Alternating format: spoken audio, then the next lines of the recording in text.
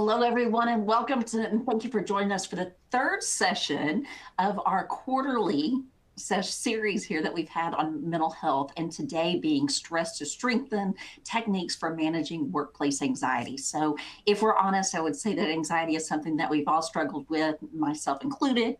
I know that there's even been A-list celebrities. One that jumped out to me the most was always Oprah. She always had such a public face and role, and for her to come out and say so publicly that it nearly caused her to have a nervous breakdown, it really got my attention. So today our goal is really to give you a safe place to talk about anxiety without the fear or the pressure of thinking, what are other people going to think? Am I going to be judged? Is this going to affect my career? We want to give you some of those tools that you can not only use personally, but also as leaders utilize with your teams. So as for me, my name is Holly Foxworth. I am a registered nurse and the marketing manager for content here at Axiom. I'm also joined by the infamous Dr. Les Kertay and Chief Marketing Officer Dr.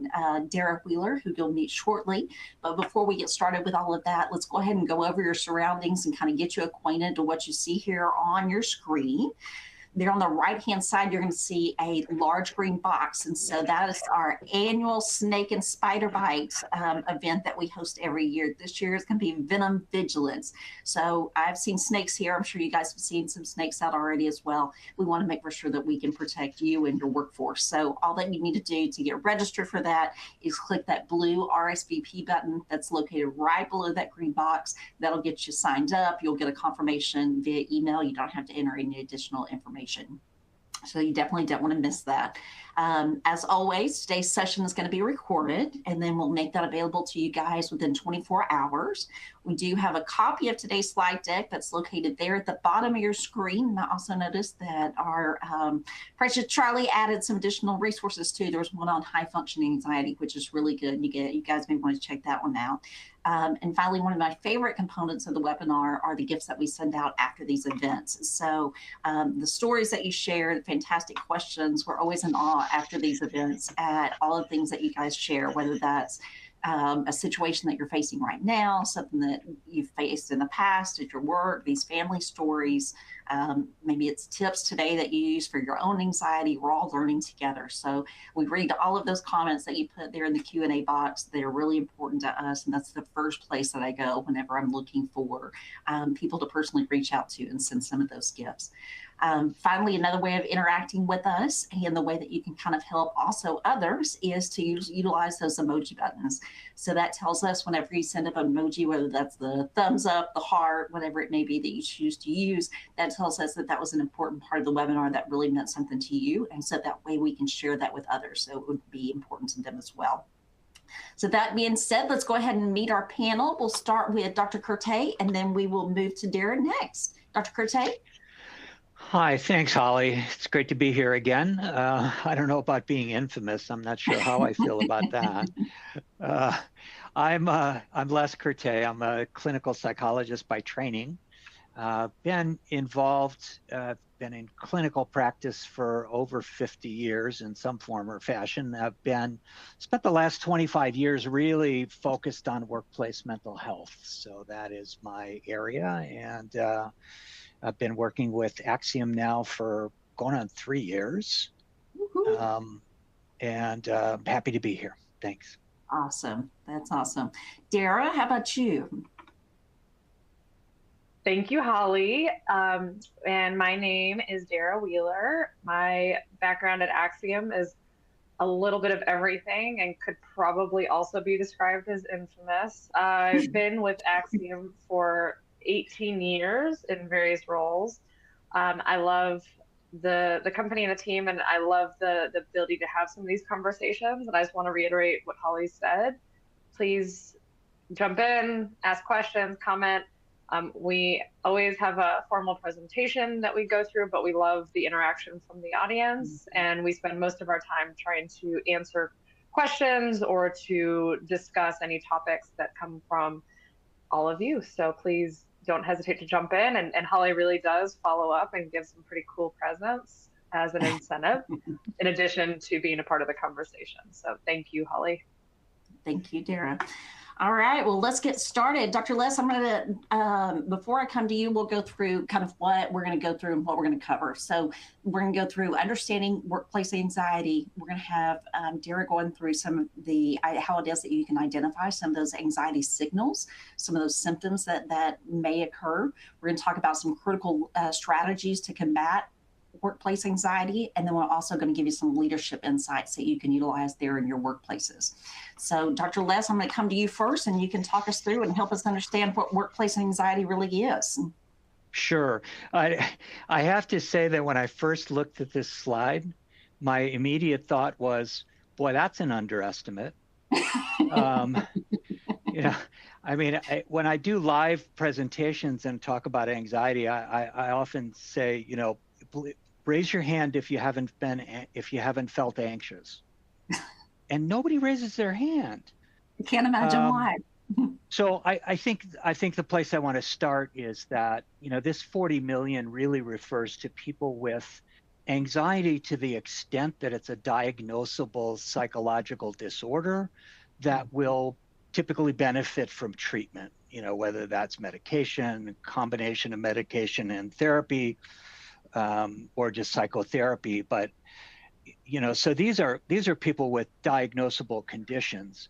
And it's worth saying because everybody feels anxious from time to time, without it ever becoming a diagnosis. So I think that's the first thing to understand, this exists on a spectrum. We've all experienced it. I was telling the two of you that, I've had one of those days that's like filled with technological problems. And so, I was laughing to myself because I'm like about to do a webinar on anxiety management, and my anxiety keeps like ratcheting up.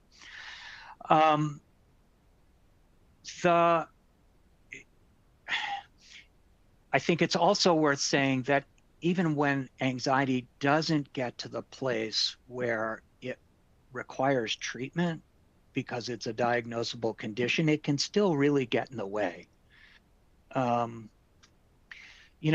Anxiety is, it's one of those human traits that functions on a kind of inverted, a U-shaped curve, right?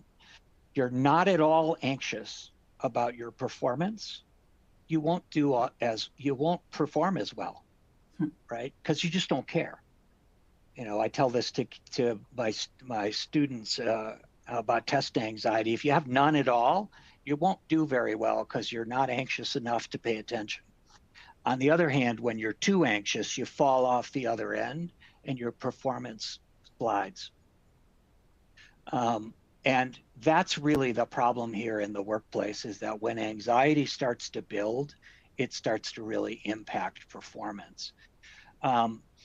Typically, what's anxiety? Anxiety, we define, fear is concern about a known danger out in the world.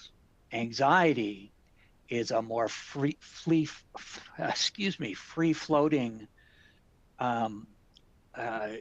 concern about things that we can't really define, right? We don't really know what's going on. And that's what creates the issue. Typically, we're in stressful environments. We have demanding roles. If we have a demanding job role that also goes with a sense of not having enough resources. Either I don't know what I need to know, or I can't get the resources that I need. That's tailor-made to create anxiety. So high workload, tight deadlines, difficulties with relationships, worry about our jobs, all of those things create this sort of anxiety about this unknown that's out there and that we worry about. And it can truly, it impacts relationships at work. It impacts our performance at work. It impacts our ability to understand what it is that we need to do, right? So that's that's the introduction here, right? We've all experienced some form or fashion of this. Absolutely. Do you think that would you say then that there's a difference between, how is it that you can tell the difference between what is a diagnosable condition and what is just Well, I routine think it's, anxiety? yeah, I think it's the question of whether it's transient or not, right? Good Does point. it come and go? You Mm-hmm. know, when anxiety reaches the level where it is constant, it keeps building, nothing seems to relieve it for very long. Those are all indications that, you know, maybe this has gotten to the level where you could use some external help. Point. We're going to talk about some ways in which, you know, a therapist might be able to help, but Mhm. also those same principles can be applied to ourselves to help manage our own anxiety. So we'll talk about that when we get to it. But I think it's really about that. It's like how much does it interfere with function, Mhm. and does it come and go, or you know, and can you get away from it, or does it just keep building and keep getting in the way of your function? Mhm. What would Um, you what would you say Go that ahead. that has on the effect that it has on the team dynamic as well? Well, I mean, it's anxiety is contagious, Yeah. right? Good point. Um, I mean, when one person in a team is anxious, Mhm. I mean, I think probably everyone in the audience has had this experience. You walk into a meeting and somebody's really anxious about something, and pretty soon everybody starts to ratchet up their Very. anxiety. People talk louder, they talk faster. Um, so it's there are a couple of reasons for that. One is that whatever's making me anxious is probably impacting other people on the team, but Mhm. also my own anxiety is catching. You know, Yeah. people react to it. They may not even recognize it as, oh, he's feeling anxious today, Yeah. but but you start to feel it, and you start to feel your own you know, heart rate go up a little bit, your breathing's a Mhm. little shallower. You know, you have all of those indicators that there's something going on here, but I can't quite put my finger on it. Yeah. So it can really impact team dynamics, especially if we're not paying attention to it and we Yeah. don't really know why it's going on. Yeah. Dara, talking from a marketing standpoint of what it is that we do, I would say that anxiety really impacts us as well from a creativity standpoint. That, it's like if you feel anxious about what's going on, or you feel like that you can't share what your thoughts are, we try so many things that then you don't feel comfortable sharing those with others, and then you're unable as a team to exceed with those dynamics that are there. Would you agree? Yeah, I think that's an interesting point. Um, I think that's true in any team dynamic. To Les's point, it's not just in marketing, because I Mm-hmm. do think that safety, being able to share safely and not feel like you can't be creative or point out a problem.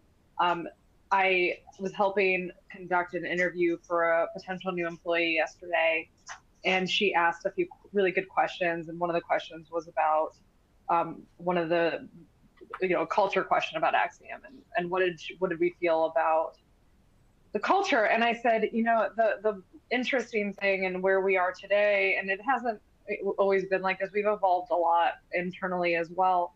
But I have never felt like if I raise my hand and say there's an issue, that I was ever at risk.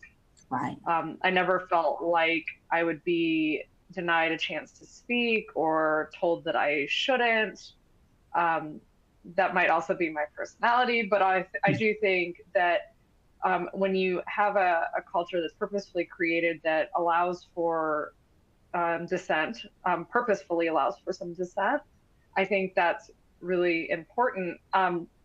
And anxiety, I think to Les's point, there is a sweet spot.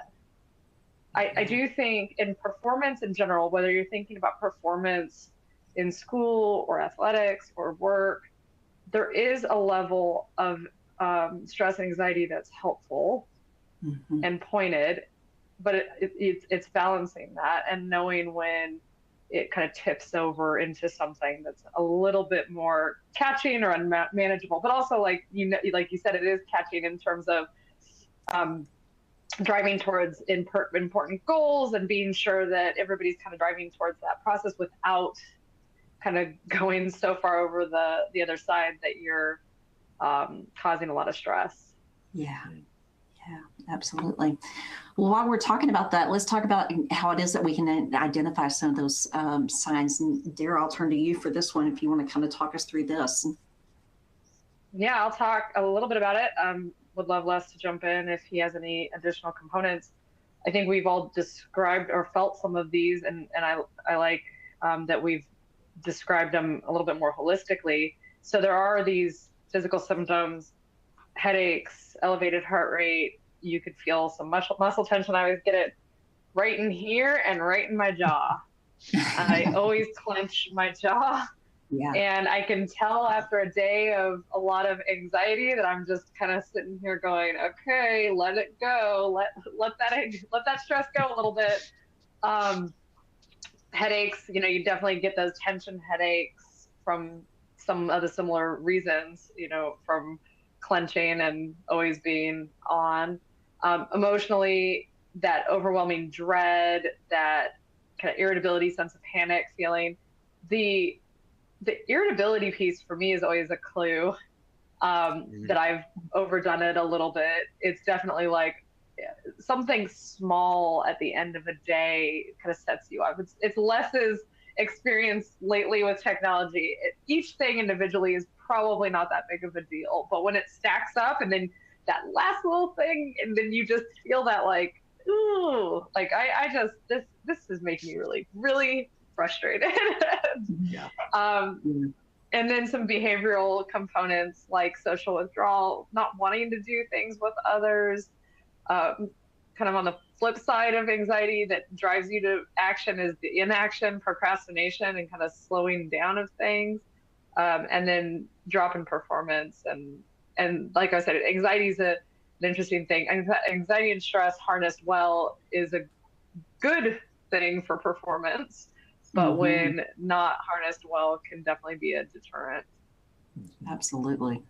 Les, what do you think about those symptoms? Yeah, I was thinking about, you mentioned sort of panic, and I think it's also worth saying that, we can have extremes of these symptoms that, truly are, like a panic attack, for example, typically comes out of the blue. We don't know what causes it. Inevitably, a person that I've seen or talked to who describes their first panic attack, at the time, they're convinced that they're dying. Yeah. Can't breathe, heart's pounding, I must be having a heart attack. And often hyperventilate, and so that can make your extremities start to go numb, and so it's like, oh, now I know it's a heart attack because it's going down my arms. And I want to be really clear. We are talking about a spectrum, and some of this is on the normal end of things. It can really be a debilitating experience. I mean, there is nothing you can get done when you're in the middle of a panic attack. There are strategies to help that can be learned to help manage it. But so, I like to normalize things so that we all understand it from a perspective of our own experience. But I also don't want to minimize it, that this can it can truly get in the way. Also, Dara, you said the thing about irritability, right? I think it's also worth mentioning that people have different reactions, and it doesn't look the same on everybody. Some people are, when they're anxious, get really irritable. Other people start crying. Other people withdraw. Some people can't stop talking. It's really variable. And And I think that's important. It's important for us to know ourselves. Like, okay, so what is it that I do when I start to get anxious? How can I tell? Yeah. And what can I do about it?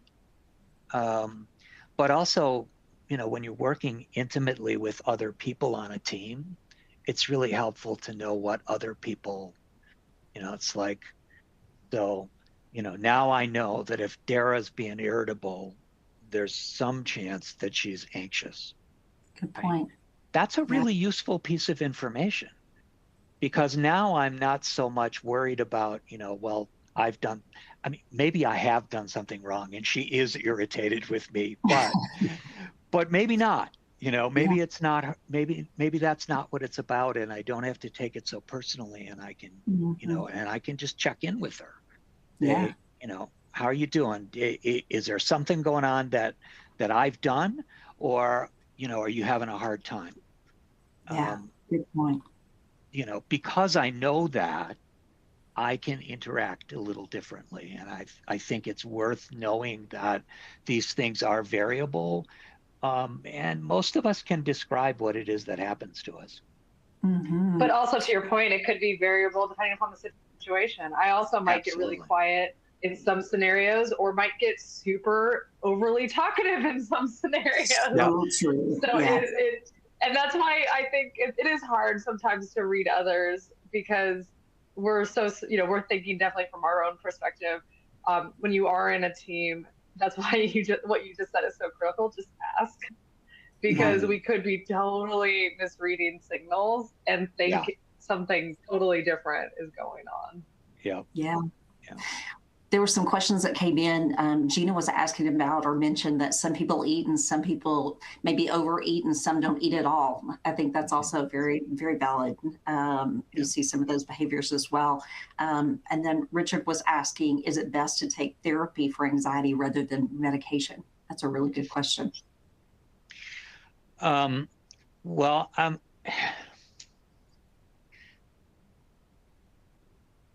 medicine by itself. So here's a principle about anxiety. You cannot overcome the thing that makes you anxious without facing it. Hmm. So if you guys have heard me use this example before. If driving over a bridge makes me anxious, I'm never going to get over that without driving over a bridge, Right. because the avoidance is self-reinforcing. Since I don't feel anxious and I don't want to feel anxious, it gets a stronger and stronger impulse not to do that thing. The problem with medication alone is that it dulls the anxiety, but it never helps us get to the place where we work on the thing that's underneath it that's making us anxious. So, Mhm. in my opinion, medication by itself is not terribly helpful. Sometimes it's really helpful to take the edge off, like a panic attack or something like that. So I don't want to say that medication doesn't have a place, Yeah. but ultimately, even if medication is needed, some combination of that with therapy I think is the way to go. Because, but again, assuming that this is anxiety that's bad enough that it's getting in the way of my capacity to function in the world, Right. right? Um, Right. Yeah. Well, that leads us right into kind of some of our critical strategies for managing some of this anxiety. And so, Les, I'll come to you and you can kind of talk us through some of these techniques that we were referring to, or some things that they could maybe do on their own whenever they feel some of these symptoms sure. that arise. Sure. So let me start with this from the standpoint of therapy, and then take it to specific examples that people can Okay. use internally. So one of the ways that, if you come to see me and you're dealing with anxiety that really has gotten out of control, and you can't, it's gotten to the point where you don't even know what's making you anxious anymore, right? And it's Mhm. getting in the way of your functioning. So I'm gonna first investigate. I'm kind of actually going backwards on the slide. I'm gonna first investigate, are there things that you are doing in your day-to-day living that are increasing your anxiety? You know, Mhm. do you organize yourself in such a way that you can manage your time effectively? You know, what are the things that are contributing to it? I want to understand what makes it better, what makes it worse, when is it happening? I want to understand all of those things. Um, I want to know what you do to relax. You know, what makes it better?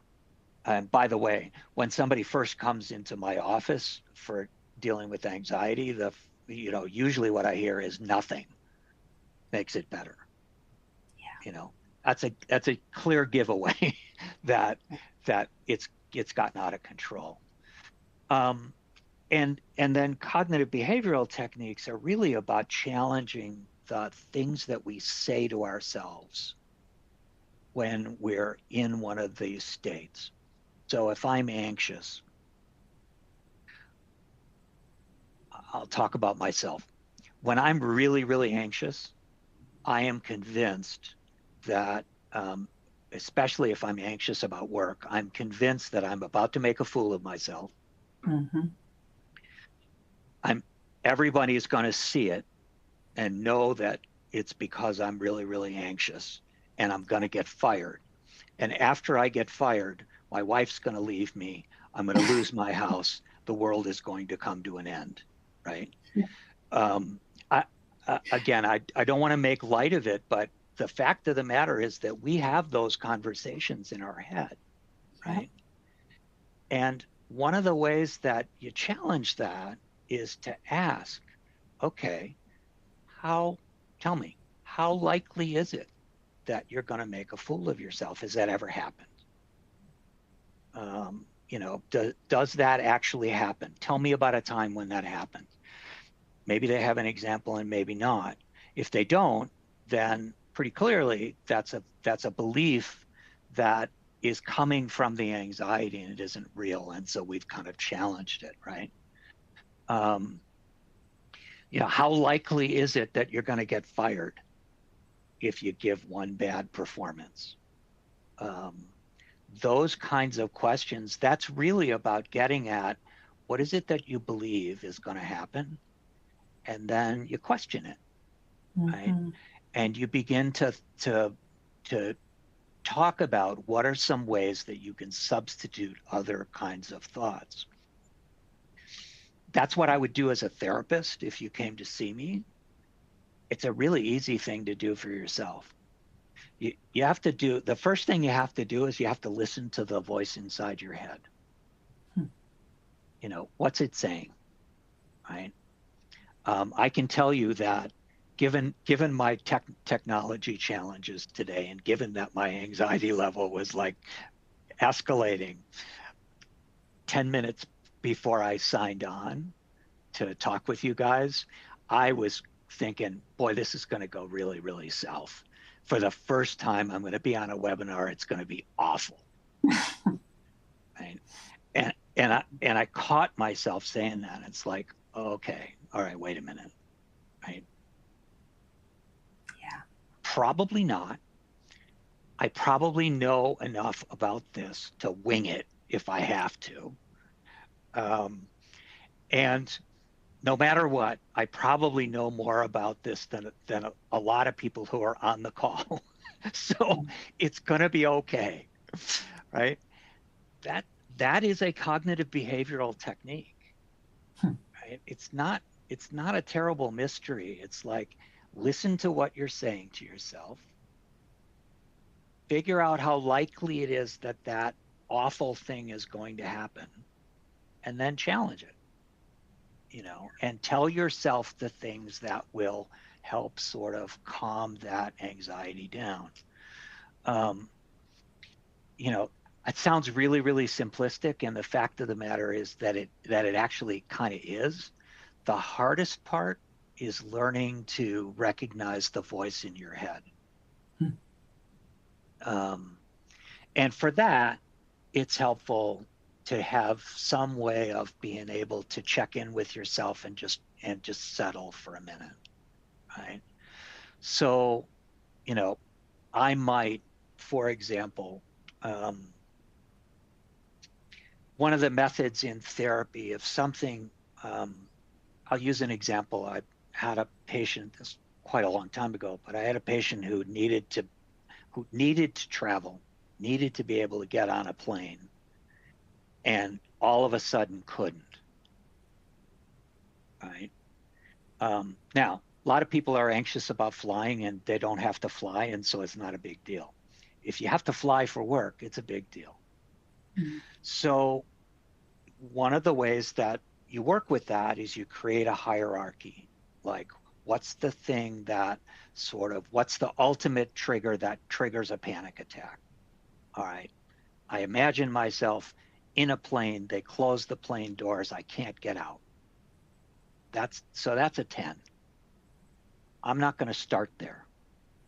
I back off of that and I learn what can you tolerate without getting too anxious? Well, I can talk about it. I can talk about getting on a plane, and that doesn't make me too anxious. So then you build this hierarchy in between. The next thing I do is I teach people to physically relax. Right? I'll be, again, really simple example. Until I'm about to mention it, the people on this call have no idea what their feet feel like. And now that I mentioned it, now you do. Good point. Right? Good point. So how you learn to relax is normally you start at the bottom and you work your way up, and you just notice how do I feel? How do my ankles feel? Can I let go of them? How do my calves feel? Can I relax them? Right? And you just work your way through the body learning to relax. Now, in therapy, I'm going to teach somebody how to do that, to get really relaxed. And then I'm going to, since we decided that talking about getting on a plane is a 1, I'm going to talk with them about getting on a plane. And I'm going to ask you to pay attention to the tension in your body. And when we can have a conversation about getting on a plane and you don't feel any tension in your body, then we go up a notch. Right? And then we take on a next step. There's a couple of things in this that's useful from a self-help standpoint. One is just that process that I described, the way that I did it. And unless I miss my guess, most of the people on the call, when I was talking about working your way up your body, that's what everybody was doing. That's all. Right? That's how you learn to relax. And the first thing to do when you're anxious is learn where's the tension and how to let go of it. And that ultimately, another technique, for example, is just pay attention to your breathing. Right? How am I breathing? And slow down on purpose. Take a deep breath in and let it back out again. And I'm just noticing that. That's about paying attention to myself. Those are all things we can learn. I have to finish this story about the guy who needed to get on a plane, by the way, because it turned out that the trigger wasn't actually being in the plane. It was he panicked when he saw the open plane door. And there was nothing that we could do to get past it. Really? Yeah. This would, I'll tell you how long ago it was. This is back when you could actually go into the airport with people. Remember that? Yeah. We had all the security. Yeah. Right. Well, so we went to the airport, and I went to the airport with him, and and we identified because we couldn't get past this place. So I did the craziest thing. I said, listen, I want you to walk down the entryway and I want you to get on the plane backwards. He couldn't see the door. He got on the plane and it was like a miracle occurred. I have no idea why that worked. And probably, by the way, to this day, he turns around and gets on a plane backwards for all I know. But it worked. And I tell that story partly because, sometimes we have to get creative and we have to really identify what the thing is that's making us anxious. Yeah. And it's not always the obvious thing. So those are all things that we can learn to do for ourselves. And then getting organized is an interesting phenomena. I think we all think that if we just managed our time better, it would be possible to get all the stuff done that's on our list. I don't know about your to-do list, but mine is almost inevitably longer at the end of the day than it was when it started, because that's the kind of work that I do. And so it's really, I think that time management and organization is really about understanding how to decide what's the very next thing to do.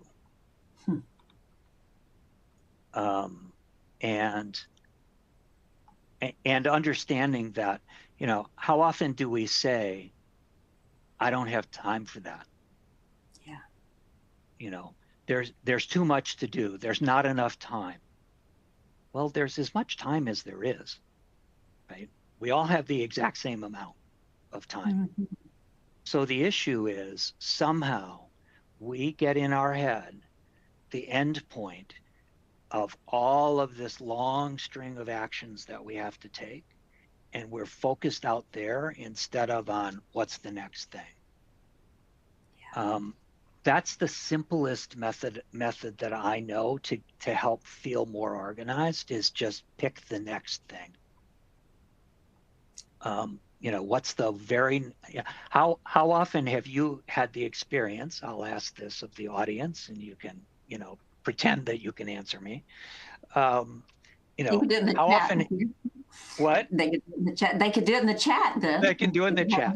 How often has it happened to you that you've put something off for weeks because you can't imagine getting it done because you're anxious about it, and then you finally get around to doing it, and it takes you about 5 minutes? Right? I'll raise my hand. Yep. I'll raise my hand. Me too. Yeah. I procrastinate about things that make me anxious, and usually what makes me anxious in those situations is something that I don't really like doing that much. Right? And I'll put it off forever, and then I finally sit down to do it. Look at all the emojis popping up. So many times every day, too often. Yeah. Right? The cure for that really and truly is just do the very next thing. Yeah. But I mean, those are, in some ways, as I thought through what to say about these things, it sounds too simple, but it honestly is that simple, right? Anxiety isn't going to kill us. It's going to make us feel terrible, but simple things can lessen the anxiety enough that you can get on top of it and do something about it. And these are little mini versions of what I would do in therapy if somebody came to me because this had become such a problem that it's getting in the way of your life. Yeah. So. Yeah. I appreciate how's all that. I talked a lot. Yeah, I talked a lot. Well, you gave us some great stuff and a lot to think about, and I think that those were some great strategies. We've had quite a few questions that have came in. We'll go through some of those. Let's see. Somebody was mentioning that they have panic attacks for what seems like no reason at all. Is that something that you're familiar with? What's your thoughts there, Dr. Kertay? Well, there are a number of things. Sometimes there really isn't a reason. Sometimes we have a physiological response to something. There's some there's some event that triggers an accelerated heart rate and now all of a sudden I'm anxious about that feeling. And so it gets worse and it can escalate into a panic attack. And there really isn't a particular reason. Often in that scenario, panic attacks begin to happen because we're so afraid that we're going to have a panic attack that it triggers the panic. Oh, Um, and that actually is simply about kind of learning to identify the cues as they're starting to happen and learning to manage them when they're not so big, because it's really, really hard when you're in the middle of a panic attack. yeah. Other times, that panic attack is triggered by something, but you just don't really recognize it. That actually, my guy who needed to get on the plane is a great example. For some reason, he had a panic attack looking at a plane door one day, and it prevented him from ever getting on a plane from that point on until we figured that out. Right. So there's the approach to that varies depending on what's going on. Little things can cause them. Yeah, actually, one of the things that happens after you drink alcohol, the next morning, if you drink enough that you're high, not even flat out drunk, but that you're feeling it, right?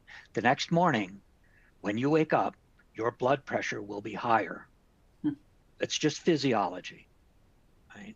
Well, for some of us, when our blood pressure is up, we feel flushed, our heart beats a little faster, we catch our breath. That can actually trigger panic attacks. And I had a patient who that was actually the problem, right? Really?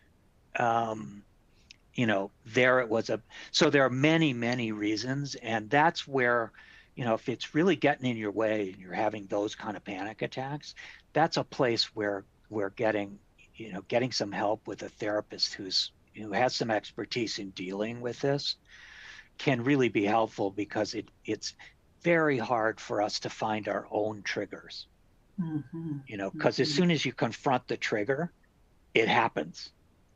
And now I'm off to the races. So it's really helpful to have another person who can give you that perspective. Help you identify that. Yeah. Marty Stewart said, I found that people that don't have or have never experienced anxiety or a panic attack don't understand it, and that it makes it worse when you don't have a support system, especially at home. Yeah. Yeah. That's, that is true. And having that support system really makes a big difference. One thing I can say about that is that sometimes I could actually use myself as an example. Sometimes I don't talk about something until I'm in the middle of it, something that's bothering me. Yeah. Well, that's not a good time for me to approach somebody to get social support. A good time for me to approach somebody to get support is when I'm not in the middle of it. Yeah. And so just finding anybody to talk to say, hey, this happens to me sometimes. I could really just use somebody to listen to me about that.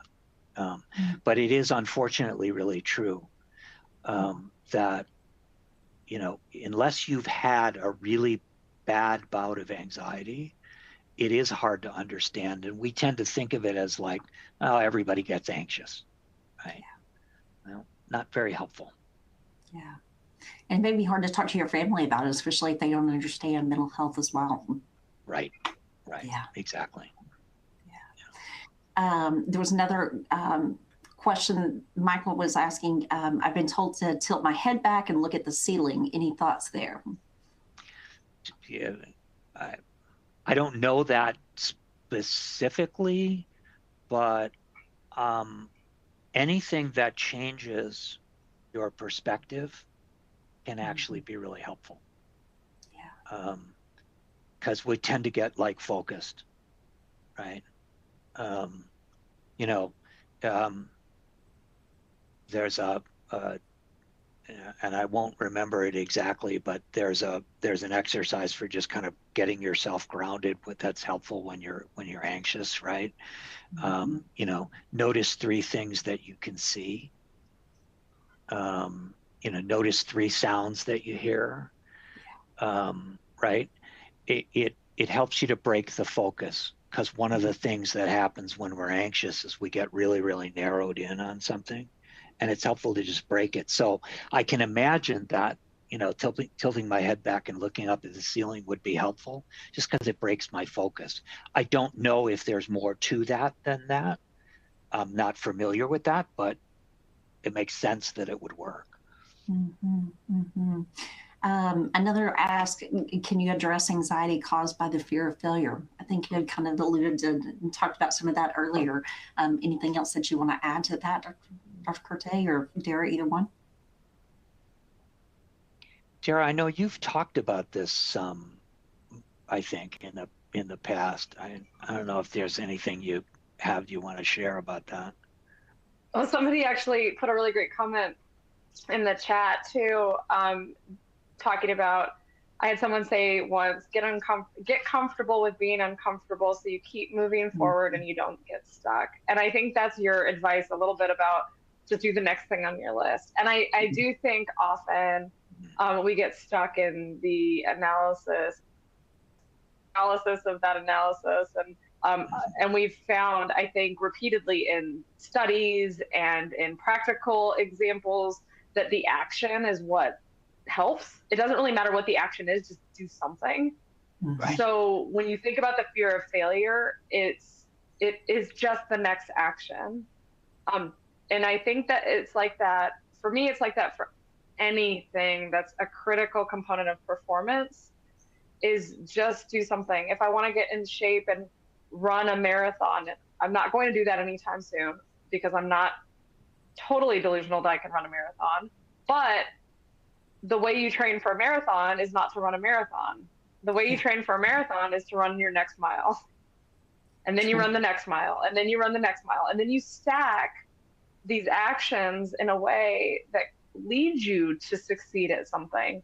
And we always love the visual, the steps to change. It never looks like a completely uphill visual. It is a bunch of steps, missteps, backward steps, but that action of movement in anything you're dealing with, whether it's emotional, whether it's physical, is so critical to the way humans change and learn, that if you just take that next step, then you find that you can kind of break yourself out of some of these cycles of fear and failure, fear of not being able to complete these things. And so I do think we like to analyze and overanalyze and talk ourselves through these things, but it doesn't matter what the step is that you take, just take a step. One of my favorite fitness influencers always says, forward is its own progress. It's its own speed, it's its own cadence. Just move, and then you'll continue to keep stacking wins from there. Yeah, really good point. We did a webinar back a while ago about the imposter phenomenon, that feeling of, and I think it's worth mentioning that in terms of fear of failure, because sometimes I'm legitimately afraid of failure because I'm really doing something that stretches me, right? But a lot of times I'm afraid of failure because I have this tendency to tell myself that if something goes well, it's because I was lucky. And if something goes badly, then it's all my fault. Right. Right. That's kind of the imposter thing in a nutshell. Again, I think the key is recognizing what's the thing I'm saying to myself. Right. What is it that I'm saying in my own head? And then just ask yourself, well, okay, is that realistic? Yeah. And if it is, then the question is, all right, what are you going to do next to help to help minimize the chance of failing. Mm-hmm. On the other hand, if it's, I always think I'm going to fail, and I, and I hardly ever do, then okay, maybe I just want to challenge the belief. Yeah. Yeah. Dara, Susanna had actually said the same. She echoed your same thoughts there about analysis paralysis and said, just don't overthink, just jump in. So I think that you guys are both on the same wavelength there. There was a really good question here, which I'm sure that there's a lot that would struggle with this as well. But the question was, how do I allow a group, how do I not allow a group to rattle me? I desperately want to be someone who doesn't allow others' behaviors or accusations to affect me. I just want to focus on work and not get rattled. Any tips there?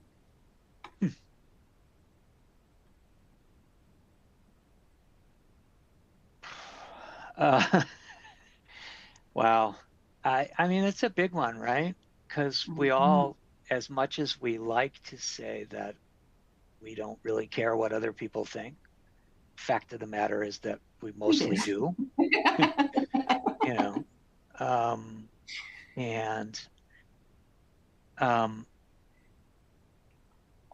All I can do at this point, without knowing more about how to be helpful, is to say what works for me in those circumstances is just to say, okay, what's the worst thing that can happen? Mm-hmm. That works in my circumstances, because typically the worst thing that can happen is that they're going to say something that I don't like. Yeah. And that's not actually going to do any real damage to me. I don't like it, but it's not going to damage me. But again, that's, it depends so much on the context here and what it is that's going on. Mm-hmm. I think just practicing some of these, some of this mindfulness, learning to meditate, sort of learning to be centered in ourselves, I think makes it easier. And there are things that you can learn to help with that. But I don't want to be glib about it either, because sometimes it can really be painful. Absolutely. Yeah, absolutely. And I don't think, we underestimate our desire to be social primates. We are social primates, and that matters to us. And fear of being out of the group is a big fear, and it's real. But not to, like you said, be glib about it.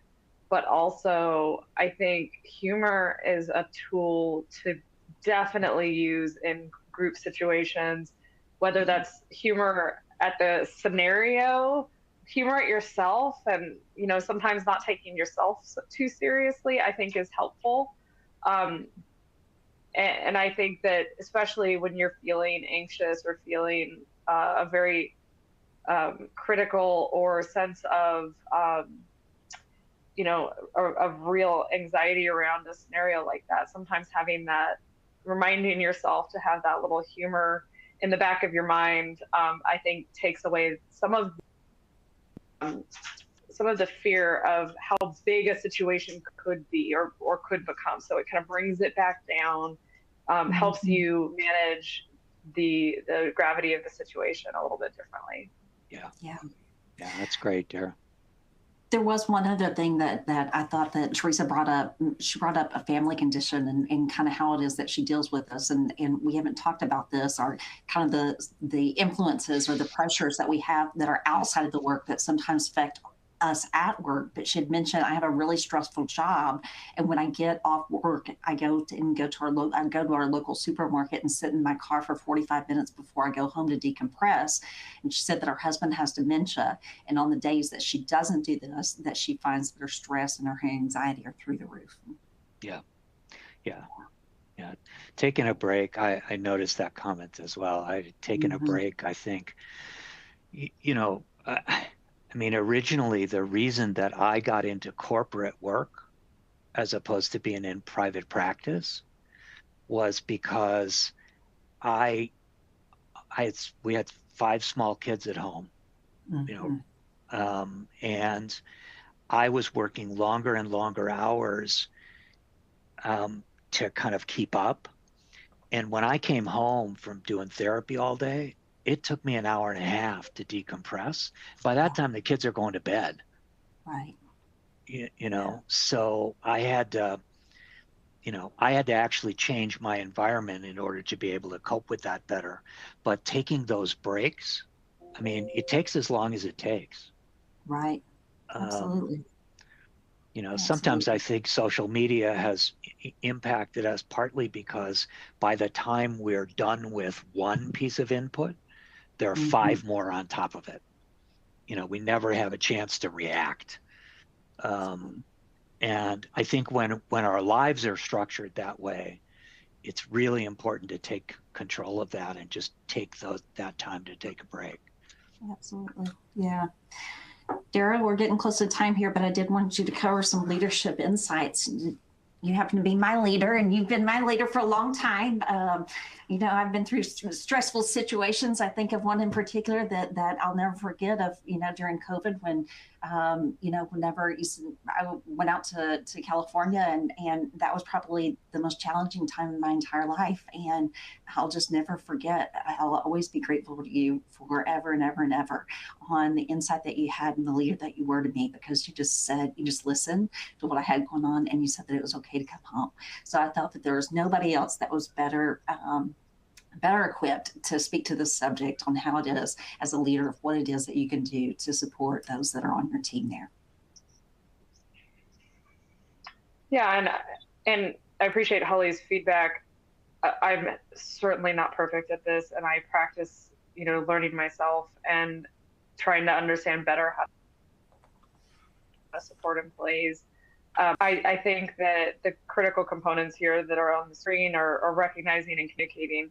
The support piece is important as well, but I think just even recognizing and communicating with employees on a regular basis, so if something is off, is really important. And I've said this for years. Back when I was an HR person, you don't have to know exactly what somebody's going through. You don't have to know whether they're being challenged with a specific situation, but what you can observe is patterns of behavior and how people are responding to things. And so really checking in with people on a regular basis so that if something's off. And something being off doesn't mean something not being completed. It doesn't mean somebody not showing up for work every day. It could mean the opposite, which I think Holly and I have talked a lot about, especially with anxiety. It could be the opposite. It could be somebody that is dedicating too many hours. Yeah. Or not taking enough breaks, or not taking vacation. I'm not going to call anybody out specifically, but one of the people on our team is on vacation this week, and she kept saying, "I'll be available. I'll be available. Don't worry, I'll be available." And the whole team said, "No." Yeah. You will not. Don't do that. Yeah. Yeah. Yeah. No, you will not. No, you will not. And we kept having to say it. And the fact that I've been able to build that with the team is so important, because it's not just me saying you can take time off. It's the whole team saying you better not show up in this chat. We will ban you from this. So that kind of environment is so important. We've created, through Les's mentorship, a lot of programs. I know a lot of you out there have great programs, but internally we've been giving people mental health days, mental wellness days, if they just want to take it. No questions asked. Hey, I need a day. Cool, take the day. If I do see somebody struggling, I try to tell them, don't be here today. I don't think your work quality is going to be great. Please don't show up. Take a nap or take care of yourself, and then come back tomorrow and we'll be here. And then I do think that making sure as a company you've got a lot of programs to support employees is really important. Holly, anything else you want me to say specifically? No, I just think that that open communication piece is so important. You know, just the ability to speak with your manager or whoever it is that you're working with, and have that comfort and security of knowing that being able to be yourself and explain what you're struggling with, that it's okay. You know, somebody wrote in the comments about that they love the idea of mental health days. I do too. I do too. That was one of the things I'm most proud of what we have implemented at Axiom. Well, because mental health exists, you know, and we all struggle from time to time. And so the ability to be able to speak honestly and openly about it, and having that relationship with the person that you report to or those that you work with, to say, hey, I need some time. It just means so much. It meant so much to me in my life, and I'll always be grateful for that. Yeah. I even would suggest don't even call them mental health days. Good point. Yeah. You know, just add into your package, you know, you need a day, you can take a day. Yeah. I don't have to tell you that it's for my mental health. I don't want to tell you it's for my mental health. I'm taking a day. Okay. Yeah. You know?